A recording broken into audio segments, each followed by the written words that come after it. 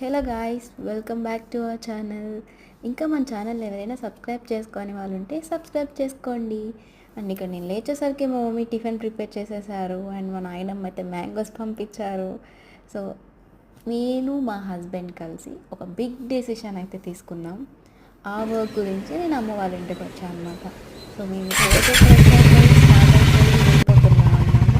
ఆ వర్క్ ఏంటో సో మీరు నా ఫ్యూచర్ వీడియోస్ చూస్తూ ఉంటే మీకు అర్థమైద్ది. సో మన ఛానల్ని సబ్స్క్రైబ్ చేసుకోండి. ఇక్కడ నాకు ఆల్మోస్ట్ హాఫ్ డే బ్యాంక్లోనే సరిపోయింది. సో మేము అనుకున్న పనిలో 1% వర్క్ అయితే అయింది. అండ్ నెక్స్ట్ అయితే మేము ఇంటికి వెళ్ళిపోయాం.